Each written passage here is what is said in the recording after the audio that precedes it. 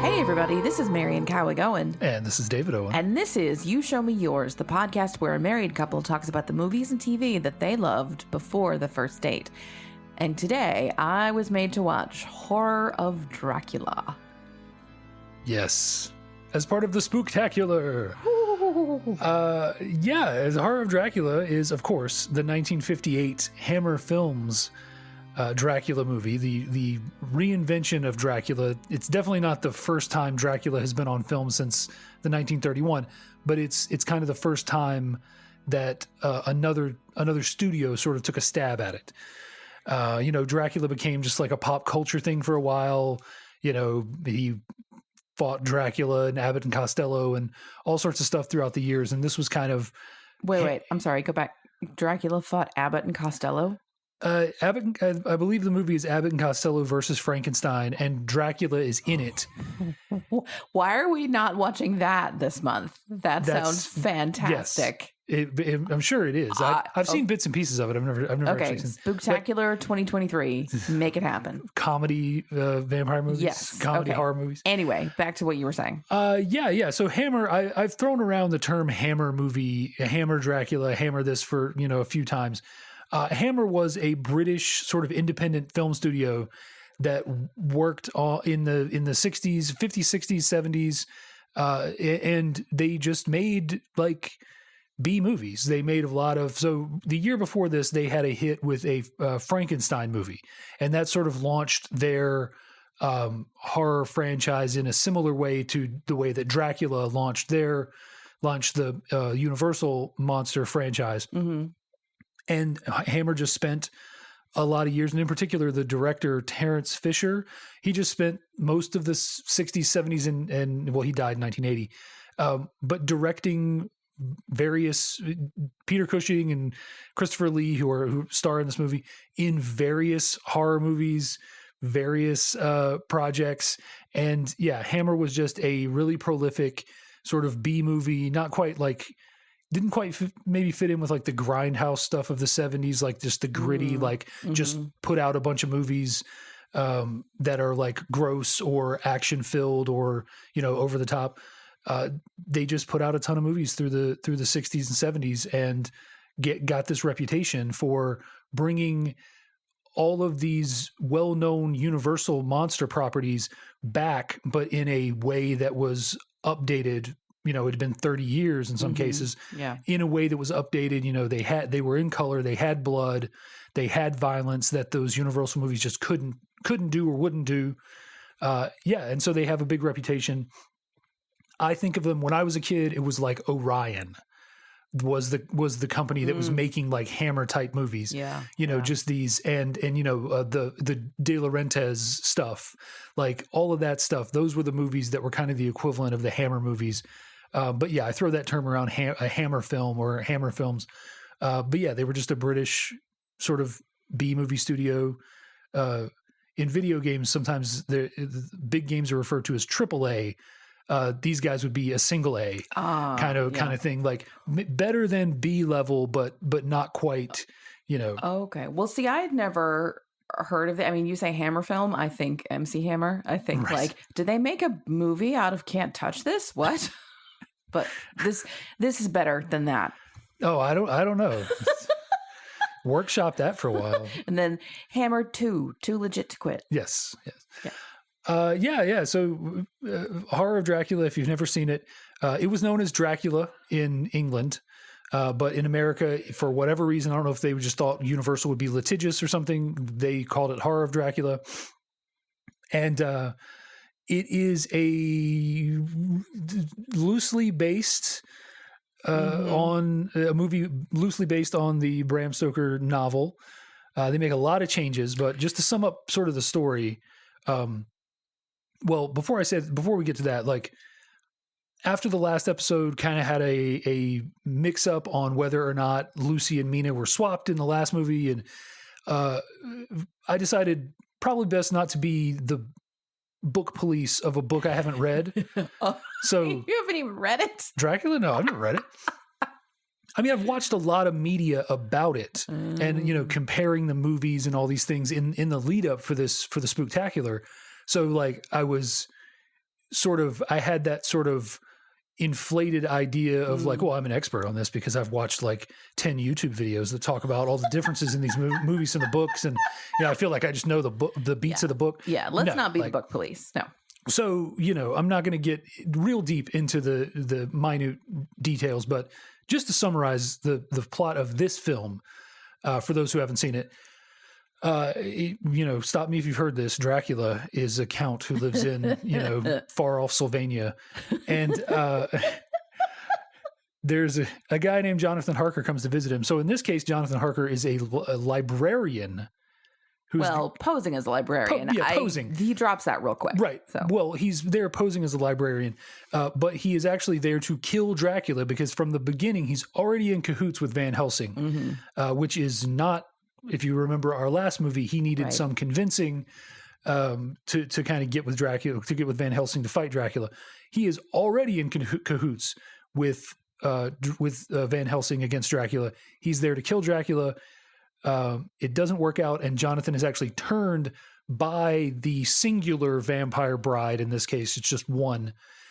He is turned by her, and then ends up killing the bride, and becomes sort of Dracula's companion for, we assume, a few days or whatever, until Van Helsing, having not heard from Jonathan, comes to the castle, finds Jonathan there, and kills him. Off screen, but we're told it happened and he never shows back up. So we assume that it did. But as Van Helsing is arriving, a hearse with a coffin in it blows out of the castle and, you know, goes off into the hills. And that is Dracula escaping. We find out later Dracula comes to wherever it is they are, because it's not London. Somewhere in Germany, I think, because they toss around a couple of names, but they have steins. They're drinking out of steins at one point. Something Strass, and based on the lettering on the signs, and you know, they're close enough to sort of drive to wherever Dracula's from in like an hour or two or three. So so they're somewhere in Europe, near where the events at the castle take place. They completely throw out the plot of Dracula buying an estate in London. That is not there at all.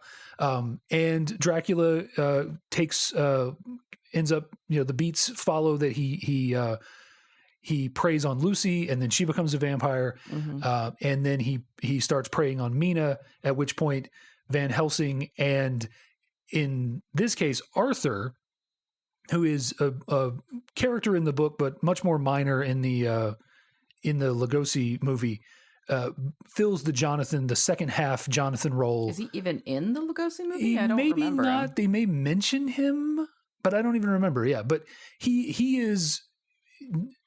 So there's a pseudo Mina Lucy switch here because Jonathan is marrying Lucy, and Arthur is married to Mina already.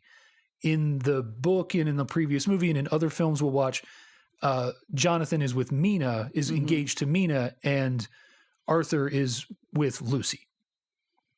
So they do like a little pseudo switch, which probably, it's not, they switch the men, not the women. Yeah, it's odd how they switch some things but not others, and I would like to see the calculus. Yeah, I mean, I think because they kill Jonathan, they have to switch Arthur to Mina because you need someone who cares about Mina to be convinced to help fight Dracula. So, I mean, basically, Arthur and Jonathan in this movie are just both playing the Jonathan part. Just the second half, Jonathan is played by Arthur. And they go on to kill Dracula. They figure out his scheme and stop him from transforming Mina fully and kill him with sunlight. Some of the they play with some of the Dracula mythology in this one. They've got him definitely being killed by sunlight. Wolfsbane has now become garlic.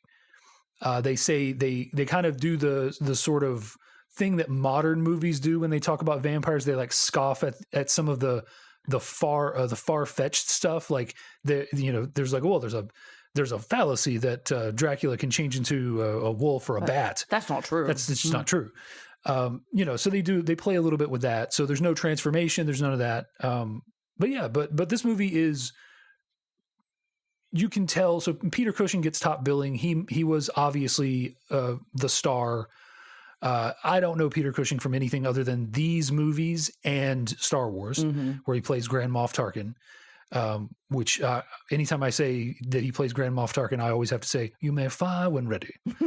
I don't know why. That's just a quirk of my personality, but I have to do that. It's required. Well, I was surprised at how little screen time actual Dracula got. He has lines in the first third of the movie, and after that, he just sort of stands there looking menacing and unfurls his fangs. And so it's kind of in the tradition of the 1931 Dracula. He doesn't have a lot. So Christopher Lee has 16 lines in this movie, and not a lot of screen time. He's not in this movie for a lot of the time, but he has a presence in it. And Christopher Lee, you may know him as Saruman or many other roles that he's played over the years. But yeah, he creates a different version of Dracula. It's fun to kind of contrast, because we did just watch the Bela Lugosi, who is this sort of statesman and is elegant and, this sort of intriguing foreigner sort of concept. And Lee takes it in a completely different direction. I would say this one is still elegant, but he's much more athletic. I don't think that you would see this Dracula at the opera like you see Lugosi's Dracula, but he's still, he's got the slicked back hair, and he's got the one tuxedo and cape. Yeah, he's got a similar suit, but he's more brutal. He is physical at times in a way that the Lugosi Dracula never is. He's his hair gets disheveled a few times. He is just a much more visceral sort of Dracula. He's got the fangs, which Lugosi didn't have. He's got, blood. He's got the bloodshot eyes, crazy bloodshot eyes. Well, what I think is interesting is, and from the beginning, we see this woman in the castle comes up to Harker and says, "He's keeping me here against my will. You got to help me." And we get the sense, and Van Helsing says at some point, the person once bitten is under the thrall of Dracula, and they may resist it, but they eventually can't, and then they die from loss of blood. Which we didn't get that sense in the Lugosi movie. We saw the vampire brides at the beginning, and they really didn't talk. They seemed just like they were under a spell, and you didn't get any sense that they had their own desires anymore. Yeah. There was no agency of their own. So, and that kind of fits with this different Dracula, that he's holding people against their will. Yeah. And as we watch the next two Dracula movies, you'll see some different takes on the brides. But he generally has something of an adversarial relationship with the brides. When it comes to Harker, who is like the prey, or Renfield, but who is the prey. We'll see that in the 92 version for sure. So it's interesting to see the take on that, and her being portrayed as a more of a victim. It's very interesting. It's an interesting take on it for sure. Different. But yeah, Cushing and Lee just standout performances. The guy who plays Arthur is pretty good. I forget his name.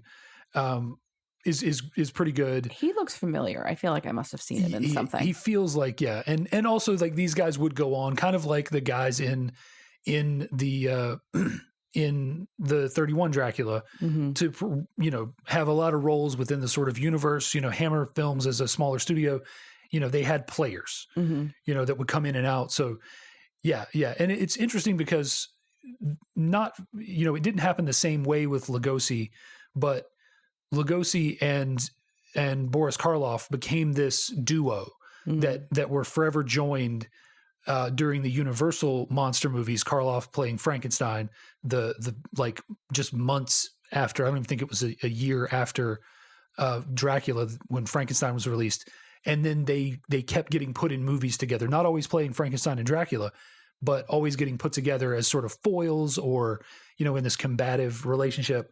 And Cushing and Lee would go on to sort of do the same thing, mostly portraying Van Helsing and Dracula. But it's interesting that both of those movie franchises, both of the horror franchises, the one from the 30s and 40s with Universal and the Hammer franchise, had these two strong actors at the head of them that sort of kept getting paired together and kept reprising different roles and stuff.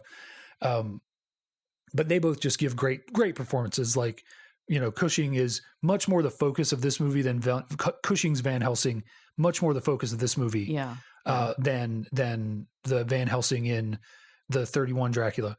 And he commands, he's got a presence. He commands the scenes when he's in them.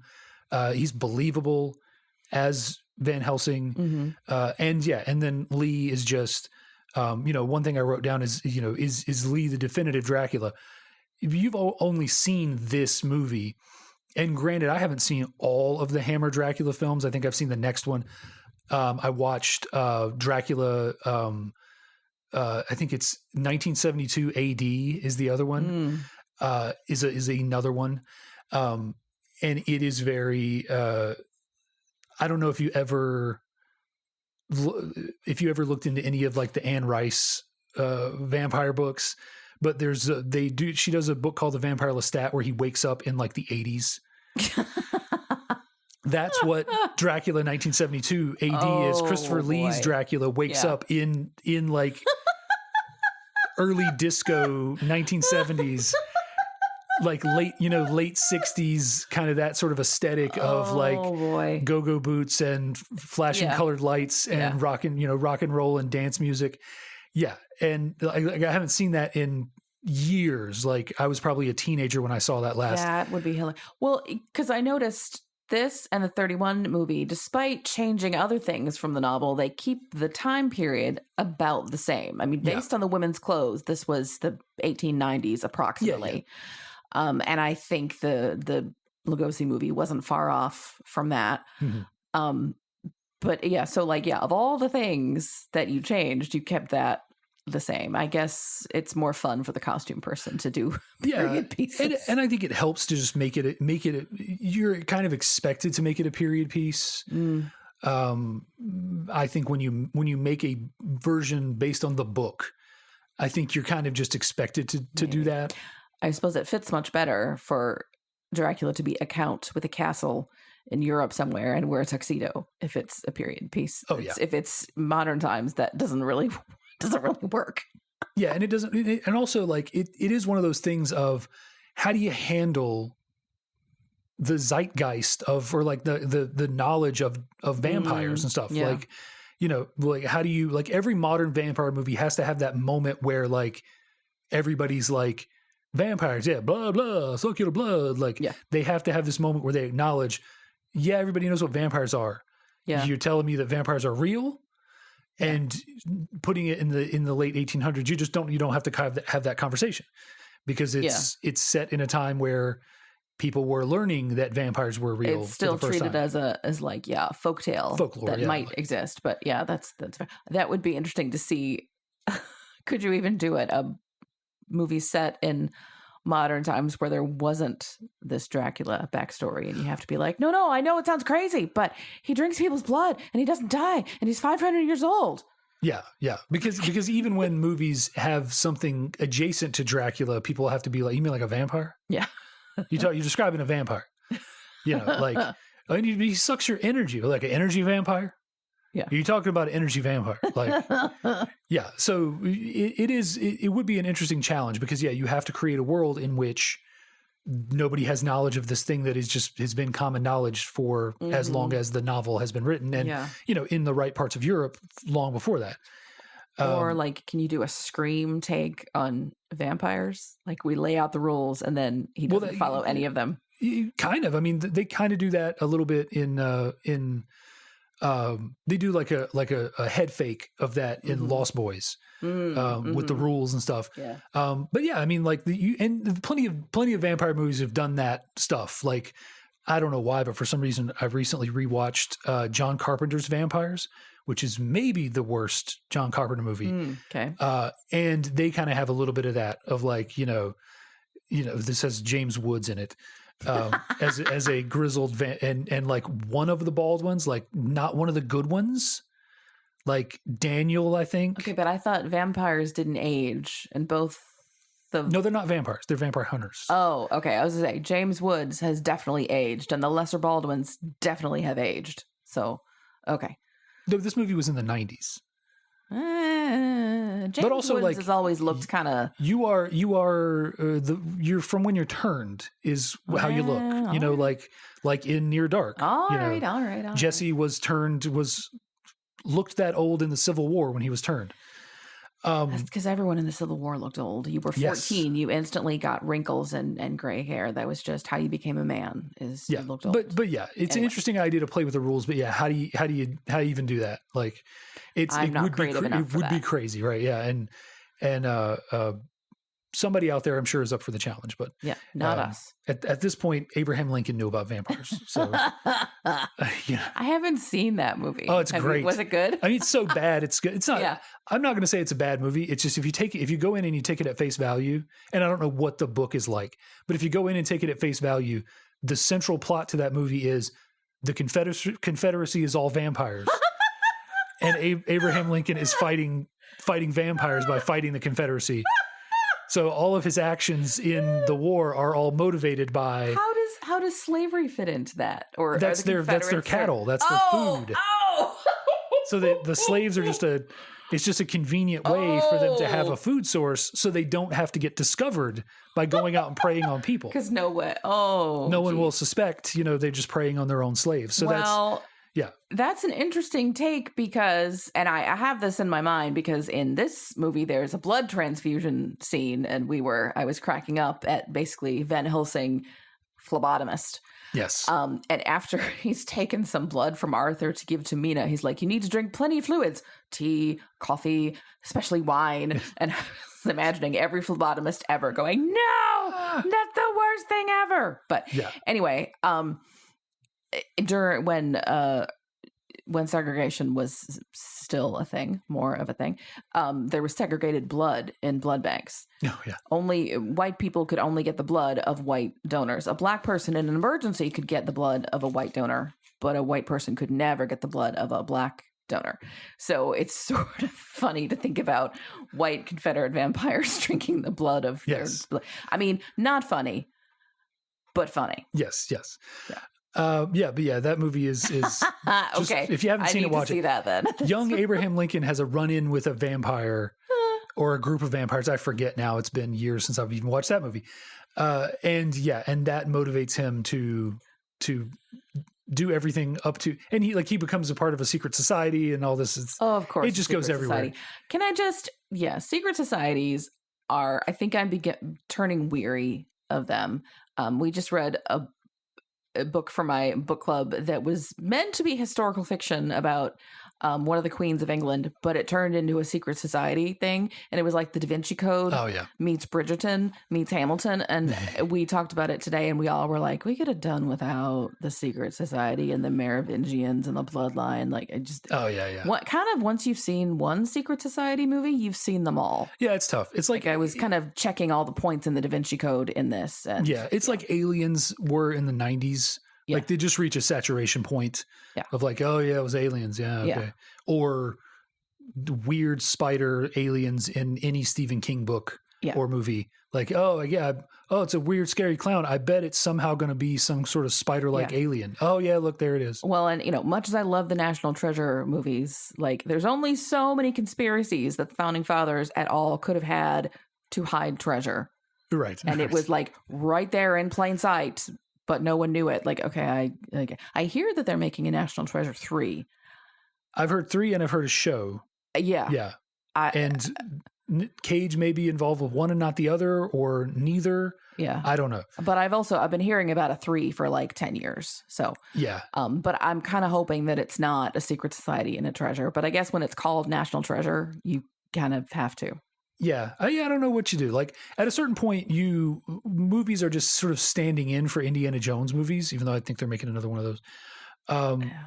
I believe that. And I recently watched the new Uncharted movie, and that was a good Indiana Jones movie. Like, like it's like you liked it better when it was Raiders of the Lost Ark? Well, no, I'm just saying, like, every now and then you want like you want an adventure movie that is adjacent to Indiana Jones or like Indiana Jones.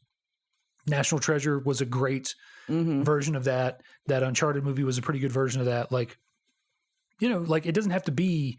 I've said often when it comes to sequels, like if this movie just wasn't called RoboCop, I would have enjoyed it more. But the moment that you called it, another Indiana Jones movie or whatever, or another National Treasure movie, like there's potentially, my point is there's potentially a good adventure movie related to American history that doesn't have to be shoehorned into the National Treasure franchise. Yeah, either a sequel or a remake. Yeah, sometimes you're like, if you could just let this stand on its own, it would be so much better. Have more faith in your property. That Fright Night, when we watched the Fright Night remake, I enjoyed that movie. That was great. Would have liked it even more if it wasn't a Fright Night, because then I wouldn't have had anything to compare it to. Yeah. Could have done most of all the same bits. Yeah. Without it. But yeah, just a really good take. Also recently watched the Evil Dead remake. Also great movie. Like, and that is actually one where I won't say it would have been better if it wasn't Evil Dead. Like, there's a certain part of my brain that I just have to turn off. But once I successfully turn it off, I'm like, I can appreciate it. But yeah, let's talk about Dracula movies, which is what we're here to talk about. Yes, sorry. This has been our conversation digression. Right. How many digressions will we have? We don't know. Keep counting. Put it in the comments. This is a YouTube video. The biggest shocker in this movie is that there's no Renfield. Yeah. In this movie, after Renfield was so great in the last movie, just like, just rats. And the whole thing, the whole manic, forever Dracula, like there are two images that you see from Dracula. One of them is any version of Lugosi in his full garb. And the other one is Renfield at the bottom of the ladder in the ship, just looking completely wild-eyed. Yeah. And there's no Renfield at all in this. Well, and it strikes me, Dracula needs a servant because you can't do everything to run a household. Right. Between dusk and dawn. Like, he needs a ghoul. Harker gets there, and there's a note from Dracula that says, "I'm sorry I couldn't meet you. Please eat and drink your fill." And there's all this food laid out. And I'm like, has that been sitting there since dawn? Right. Wait, what point was this put out? Yeah. Ew. And also, like, good thing Harker was willing to just walk into the open front door. Right. I mean, like, so Dracula's not going to lock his door anyway, because if he catches someone in there, it's better for him. But also, everyone around knows not to go in the Dracula house because it's Dracula. That's the best security system, really. Being Dracula will keep people from breaking into your house.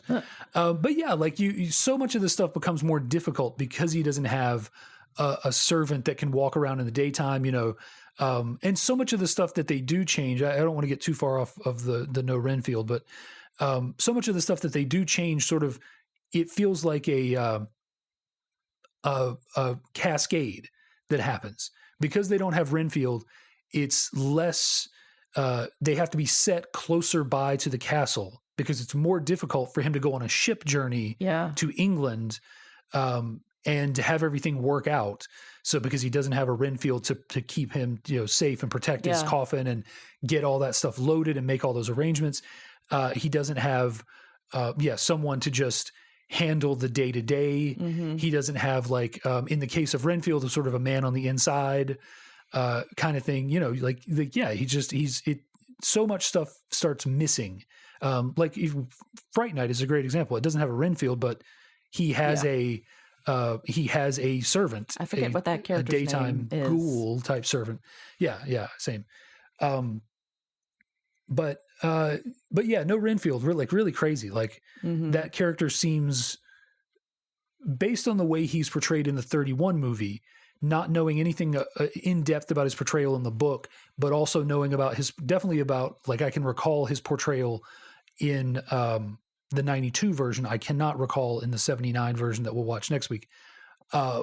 Just a vital part. Like, definitely just fun to watch too. Yeah. So yeah, that seems like a missed opportunity because there's between Dracula himself not getting a whole lot of screen time and yet the lack of Renfield, like there's very little that's truly wild about this movie. Yeah, it's mostly Arthur and Van Helsing talking about stuff on their adventures. Yeah, and them like there's a significant amount of the movie devoted to Lucy before she turns and after, like it's very odd. And I think some of the changes they made maybe were to put Van Helsing more front and center, which I enjoyed that part. Oh yeah, like I don't regret. Like that's the thing about this movie. We're talking about changes, but I think it works the way it is. Like. If I never knew that there was a Renfield, I wouldn't have missed him. And he's handled very differently, I think in the novel, but definitely in the 92 movie. Like Renfield's already come and gone, and Jonathan comes to visit Dracula to sell him the property. He's not in it as much as the 31 version. So it's hard to say, and it'd be great. I imagine in the last episode maybe we'll do a sort of a comparison, but. Yeah, it'd be great to sort of see a side-by-side of like Renfield is important in this one, not even in this one, barely used in this one, background character in this one. Well, it's interesting to see how different character names pop up, even though the characters are very different. Like in the 31 movie, Dr. Seward is Mina's father who runs the insane asylum. Right. I'm getting fuzzy on the details even now. And here he's just this random doctor who comes in and tells them to give Lucy lots of beef broth or something like that. She has anemia. Yeah, so he's ineffectual. And why give that the same name? That's right. Weird. Well, so I think they're kind of honoring the tradition of the book because when you don't have Renfield, you don't need the asylum. When you don't have the asylum, you no longer need Seward, and then you don't need a father figure for Mina, so you give her a husband instead, because Jonathan's gone. Totally. So so it's all like it's all these bits and pieces that sort of cascade, like I said before, from them making one or two small changes. Who also is not in this movie that I think we really missed. There is no Martin the Orderly. Again, because there's no insane asylum, so they don't need that. Asylum, but I could have used some Martin. We get the Undertaker. Yes, he's pretty funny. Not the WWE dead man Undertaker. The Undertaker character. And he's like a blink and you'll miss it. It's like 30 seconds. It's kind of like what you would think Martin would have been. Like if only the first couple of scenes with Martin happened, then you have the Undertaker. But the comedy relief in this movie is the Undertaker and the gatekeeper. Yeah. Where they're trying to find out where Dracula's coffin went. And so they visit this gatekeeper who I suppose is on the border between Germany and customs or something. Wherever, Sylvania.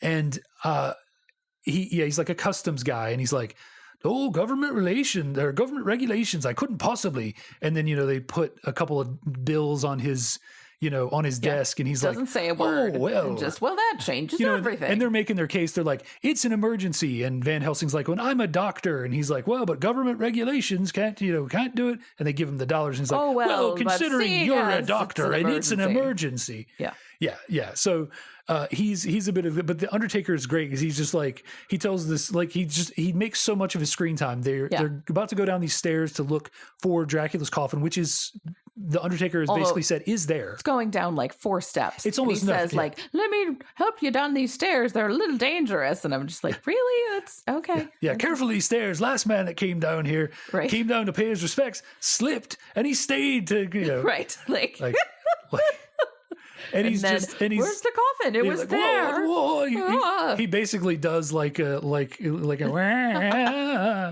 he just does a freak out, like a spit take almost without spit. Yeah, just great. Well, and it's a welcome sort of change from like this just sort of very serious Peter Cushing talking at you about vampires for, the previous 40 minutes. Back to the gatekeeper for a second, though. He really is funny so Dracula is fleeing back to his castle because vampires, when they rest during the day, they need to be on a bed of the soil of their native land, or something. And like Cushing has thrown a cross into his casket, so he can't go back to his. So he has to go home.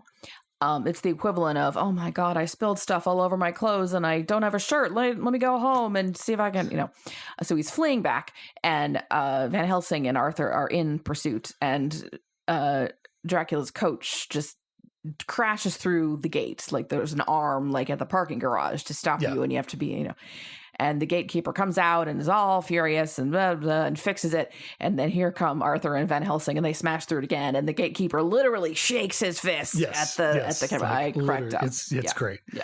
It's great. Yeah. And like, welcome, like it needed a little bit of, I could see someone arguing that the gatekeeper stuff, the second time you see the gatekeeper is one time too many, because that's like, you're building to the tense climax. And like, it's like, let's take a minute for some slapstick comedy. Yeah. So I could see someone arguing for that not being needed. But the first time you meet him and the Undertaker, definitely, keep that in the movie 100 times. So I don't know how much more there is to talk about. Like I said, this movie started a franchise of Hammer Dracula movies. Christopher Lee would go on to play Dracula like in 6 or 7 more Hammer horror movies, as well as he plays in a French version of Dracula in like the 70s or 80s. He plays him in a spoof movie, which I watched a clip from in prep for this, and just the clip was like, he sees someone and he starts to run after them, and then he runs into a plate glass window and like literally does like a on the like a fly on the window, like. His face is all smooshed and he's like stuck on the window, like, cause he couldn't see the glass. Like, I don't know. It's like, it looks like a slapsticky sort of comedy. I don't know. Oh, of course. Because it's French. And Van Helsing, or Peter Cushing, would reprise his role as Van Helsing several times. And like it started this franchise. And to this day, you will hear people talk about the Hammer horror movies when they talk about classic horror movies. And they managed to build a franchise that rivaled the Universal stuff. And as the Universal stuff got harder and harder to watch, not only because it was hard to find it up until they did a big VHS release in like the early 90s, I think, and it became a lot easier to get those movies. But you could maybe catch them on television every now and then, but it was really hard to watch the Universal stuff. The Hammer stuff really it became popular. They did a bunch of Frankenstein movies, Dracula movies, just all kinds of stuff. And I mean, this movie, along with the Frankenstein movie that was the year before, really set the stage for it, and was like a second coming of horror, and now is looked back on as a very pivotal thing. Like, we see a lot of the stuff in this movie getting sort of emulated in much later movies. Can we talk about something that I noticed that's not related to Dracula at all, but it seems to be a very 50s style thing? Sure. What is with the women's hair? They all basically have mullets. Or like that's how they're styled. Yeah. I've got mullets on the brain because our 12-year-old insists that mullets are cool, and I've forbidden him from getting one. Which I should not do that. I should be like, your body, your choice. It's just hair. But I just find mullets visually offensive. Someone else at this table disagrees with me. But and had a sweet mullet at 12 years of age. No. But yeah, this hair, it's a little bit like teased and stuff at the crown, but there's like short curls popping out all over, and then it's long in the back. And every single female character, except for the maid, had it at one point or other. The bride at the beginning, and then Lucy has it when she's walking around before she gets fully turned. She's got braids at the bottom and then these like short pieces on top, and then Mina has it, and I was just like, that's really I think it's a 50s thing, because I see that, definitely. I think that I've seen that in other 50s movies too. Like, it could be. It was not okay. It could be, and there are a lot of things in this movie that feel still early in film. I mean, not nearly as many. I mean, Dracula 1931 is basically a stage play that they filmed. Yeah. Like, this is much more dynamic. It feels like a movie. It feels like what we would expect. It doesn't have a lot of the whatever I forget the name of them now, but like the shots where someone's talking and they're looking to the right of frame, and then you cut to the other person, they're looking to the left of frame. Yeah. The back and the two shots or whatever they're called. It doesn't have a lot of that. It's still got a lot of like two people are talking, so let's frame the two people and they'll have a conversation in one shot and we won't cut at all during it. But so much more of the rest of it still feels like film, and there are shots and moments in the movie that are where you're starting to get to that point where you feel like, oh, this is like art. There's a very brief moment when Harker is in the Dracula's castle and he is talking, he's writing in his diary. And this is when he reveals his true purpose, that he's not here to be the librarian. And if you've read the book, guess what? I'm also not a real estate agent. I'm here to kill Dracula because I know what he is. And there's this brief scene where they cut, and it's an exterior shot, and Lee in his full Dracula garb is walking away from the camera, kind of up a hill towards an archway, and the cape is billowing and flowing, and it just like, wow, like that is as a visual. There are things in the 31 version that make me say the same thing, but they're very much like someone staged this very carefully, and it's a beautiful shot, but it doesn't feel like dynamic. And that shot where he's walking up, away from the camera and the billowing cloak, like it feels dynamic, and it feels like a film shot, whereas the stuff in the 31 Dracula feels like a photograph or a moment that they wanted to photograph. And it's interesting, as someone who is obsessed with movies and very briefly flirted with going into the film industry, seeing that and being able to like feel the difference between this is a good shot that someone put together, and this is a good moment, like a good single frame, and this is a good film scene that someone put together. You got a vampire over there on you. Vampire cat. Vampire cat trying to suck the blood out of your fingers. So it's interesting in that respect to look at this movie. And because we're going chronologically with these, our next one will be 21 years after this.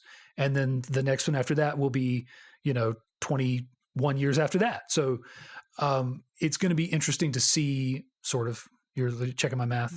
Not 21, but okay. Yeah. Anyway. Yeah. Like 15. Math. Well, right. 79. I'm sorry. Yeah. So seeing that progression, and I'm interested to see the progression in the 1979 Dracula that we'll watch next week. And I already am pretty familiar with what's going to happen in the 92 Dracula, as I've watched that several times. But yeah, I think this movie it's a great jumping off point. Like I would almost, if I was going to introduce someone to the character of Dracula, I might show them this movie before I showed them the 31 Dracula, because in retrospect, like so much of the 31 Dracula is almost too cheesy and too dated. Even though there are a couple of times where I heard you sort of like chuckle. There are a lot of weird, like abrupt scene changes that are like that have like stings, like score stings, like they just quickly cut, and like then there's just a blast of like horns or something. They do use music much more effectively in this one, which is to say there is music. Yeah. And yeah, it's a very energetic score. I forget the guy who did the score. I'm sure he did a lot of stuff in the 70s for Hammer, 60s and 70s for Hammer. But yeah, it's very energetic. It's got good moments in it. And yeah, it just really adds to the movie overall. But yeah, it's a better piece of filmmaking because they've had so many years to figure out filmmaking. You really see like that 25 years that they've had since 31 Dracula to figure out how movies work. I say that like fully aware of the existence of like The Wizard of Oz, which is like a very modern feeling movie from not too many years after the 31 Dracula, but also was like a huge studio film that was like a big deal. And at times it does feel like a filmed musical. You know, they get to a place and they stop and there's clearly a painted backdrop and they dance and they sing and they move on. But it's shot in a way that feels modern. But when comparing apples to apples, Draculas to Draculas, this movie feels so much more modern, and it is probably the place I would start. Because I also think it just gives a better version of the character. Whether it's accurate to the book or not, I don't know. But the Dracula that's portrayed in Horror of Dracula is just so much more intriguing to me. I think there's an intrigue to Lugosi's performance that is like, you know, because of his Children of the Night, that his accent and the way he does everything brings to it. But it's the fact that this Dracula only has 16 lines, and it's much more about presence that I buy the character that much more, because it's not about like, you know, listen to me, I sound like you would expect Dracula to sound. He's doing his regular Christopher Lee voice the whole time, you know. The only really good, like, I found some good trivia for this movie, but the one piece of trivia that always shocks me when I read it, because I always forget, and it cat situation here. The one thing that always shocks me when I read it, because I forget over time, is that Christopher Lee is 6'5". Yeah. Like that every time, like that's my trivia for this movie. Like, hey, you know, he's like 6'5". Like Peter Cushing is like 6 foot. So that's why there doesn't seem to be is he? Wow. Like a huge apparent difference between them when they're on screen. Yeah. But yeah, like you never, because most of the time when you saw him, like the last time most people saw him was Saruman in Lord of the Rings and The Hobbit, and he was old and he was shriveled, you know, and hunched like, you know, 100-year-old people get. And so he didn't have that same presence. But the presence that he has here because of his height, and, you know, because of just his look. And he does get the one time he gets the Lugosi little shaft of light on the eyes, hypnotizing shot in this. So, you know, that's almost felt, you know, that felt like a direct homage to the 31 movie, in the way that a lot of stuff in other modern movies feels like an homage to, you know, this movie and the 31 movie. Speaking of Christopher Lee, I just want to point out, so the last time that I saw, really the only thing that I had seen him in before this was the Lord of the Rings. Yeah. And so in my head, he hadn't aged since then. And I was like, he may actually be a vampire because he hasn't aged. He looks the same. No, he did age, and he has died. Right. He would be 100 this year, but he's not. He's dead. He was 93 though, which is, you know, pretty good. Yeah. Pretty good. And you know, he did the stuff in The Hobbit, probably his last film role. No, he also did, wasn't he the one that filmed the, did he fill in, who was it that filled in for Kevin Spacey in the movie after all of his stuff? No, that was Christopher Plummer. Christopher Plummer. I knew it was a Christopher. Yeah. Who is also dead now. Yes. And also old, was old. Yes. Okay. Yes. Thank you for setting me straight on that. I think you said last time too. You were like, and Christopher Dracula Plummer, with Christopher Plummer. Well, I can't. They're forever entwined. They're kind of similar. They are, yeah. Though, and actually, like now that you mention it, Christopher Plummer has the same face in Repose as Peter Cushing.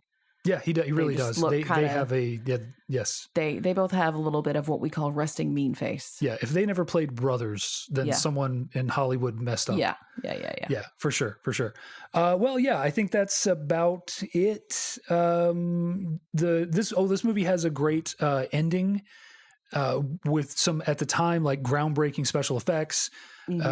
Dracula gets exposed to sunlight. First his leg, and it shrivels up and turns to dust, and then a hand that turns to dust, and then he gets knocked back. Cushing forms a cross out of 2 candlesticks. Yeah, which, can you do that? Because that seems, it seems to me like unless it was purposely built as a cross, it doesn't work. Right, that there needs to be some sort of sanctified. Yeah. But again, because Peter Cushing formed a cross out of 2 candlesticks, like, that became a thing in film, like going forward, people use that. So whether or not it's accurate to the Dracula book mythos, it works now. It became part of the film Dracula mythos.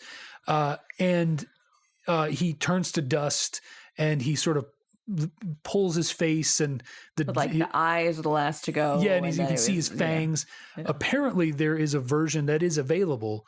It was not the version we watched. But they had to cut that down because of the ratings boards and stuff. And we I don't know if we talked specifically about it, but the 1931 movie is pre-code. There was very famously the film industry, people wanted them censored and they sort of created this code. It was sort of not unlike the parental advisories. It was sort of a self-policing kind of thing. And it's where the MPAA came from and all that, the ratings that we have on movies today, it all sort of comes out of the code era, but it was very restrictive, the kind of stuff that said like, you can't have a man and woman sleep in the same bed and just all sorts of stuff like that. So they were up against the ratings board and they had to severely cut that scene, but apparently it was way more impressive in the original version.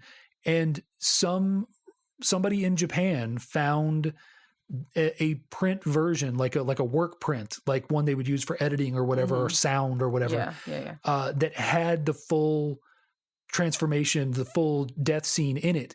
And there is now a version of the movie that has that remastered and re-edited back into it. So you can see the whole death scene at the end. And I'm told it's very good and even better than what's in this, which is still impressive, they do a crazy thing with the chest collapsing and just like it's really good. Well, and then at the end, Van Helsing opens a window to get some breeze in, and so the ashes are blowing away, including little tumbleweeds of hair. And I was like, I don't want to think about where that hair is coming from. Like, they have a great like thing where it's the outline of the hand, the first hand that turned to dust, and it's got his like signet ring on it, and it blows away. I don't remember. I think in the next movie they somehow bring him back with blood. Well, I was going to say the ring has to mean something, and I was I'm not sure if they melt that ring down. Don't let that sit around. But right, exactly. But Hammer Dracula, Horror of Dracula. I enjoyed it quite a bit. Like a lot of like cinephile horror fans will call this the best Dracula movie. I think its age is hurting it. But I don't know, like maybe by the end of this, we'll be able to say, we feel like it's the best one too. But, I know there's a lot going on in the 92 version that put people off. And I'm hopeful for the 79 version. But yeah, a lot of people hold this one up as sort of like I said before, the definitive Dracula. So we'll have to see how it fares as we go forward. Yeah. It may be that it's like the happy medium, just enough, not too much. Yeah, it's got bits of the book in it. It's based on it enough, and it's quick and it's punchy. And it is quick. It was not even an hour and a half. Yeah, and it gets rid of a lot of the like piddly stuff that is going to be in the Bram Stoker's Dracula, the 92 version for sure. So, I think that's it. I think that's it for Horror of Dracula. Well, all right then. So, folks, we would love to know what you think. Do you think this is the best Dracula? Did you miss Renfield and Martin the Orderly as much as we did? Or did the Gatekeeper and the Undertaker make up for you? You could make a case for either. We would love it if you would let us know what you think. You can drop us a line. You can send us an email or you can reach out on Facebook or Twitter. Our handle is the same for all three. It's YSMY Podcast, YSMY for You Show Me Yours. You can send us an email at gmail.com or find our feeds on Facebook or Twitter. Message us through those. And on Facebook and Twitter, we post the links to every new episodes. You can always stay up to date on those if you follow, subscribe, whatever the parlance is. If that's not your thing, you can find us on most of your major podcast providers, specifically Apple Podcasts. While you're there, you can rate, review, and subscribe. If you rate and review, that helps us move up the charts and helps more people find us. If you subscribe, you will get the latest episodes right into your queue. New episodes are typically every other Wednesday, so 2 weeks from today, no matter when you're listening, there'll be a new episode in your queue, except for October, when we are doing an episode every week as part of the Spooktacular. Did we decide that Dractacular was not Not going to work? Okay. I'm not saying Dractacular. The Dracula Spooktacular. Well, we're still working on the name. We'll come up with a name after it's over. That's how it works, right? Oh, yeah, totally. When people look back on this as the greatest October podcast event in history, right. we will give it a name. We're going to retro. Yeah. We're going to retcon it. We're going to but so next week we're doing another Dracula movie, and Dave, what are we doing next week? You've mentioned a couple times. Yes, but... it is Dracula 1979, in which we will see the glorious Frank Langella performing as Dracula and Sir Laurence Olivier as Dr. Van Helsing. Okay, that'll be good. Okay, here's my thing about Frank Langella. I find him a little bit icky to look at. And isn't Dracula just generally supposed to be kind of sexy? So it's kind of sexy, kind of, yeah. I am uncomfortable with having to see Frank Langella in that light, but I will give it a go. Well, maybe you're going to find a whole new respect for the sexiness of Frank Langella. I don't think so. I'm just telling you, I'm going to keep the holy water nearby to bathe my eyes. Okay. If I need it. Holy water is for werewolves? Vampires. Any of them? Okay. So I don't know about werewolves. Can't go wrong. We do have some in the house. Yeah, there's, vampires are supposed to be somehow cursed in, the reason the crosses hurt them and whatnot. So werewolves, I think, are just like, I don't know, it's a weird thing. Wolves, somebody had sex with a wolf. Holy water can't hurt, really, it's a good. Well, yeah, good household cleaner. At the very least, you have baking soda, vinegar, bleach, and holy water. Right. At the very least, it'll moisten them. Right. Which is a good deterrent. They're old. Everything old needs moisture. Yes. So, yeah. Well, anyway, have your holy water at the ready for next week's episode when we look at Frank Langella as Dracula. And we'll see you next week. In the meantime, this has been You Show Me Yours. Thanks for listening. Bye. Bye.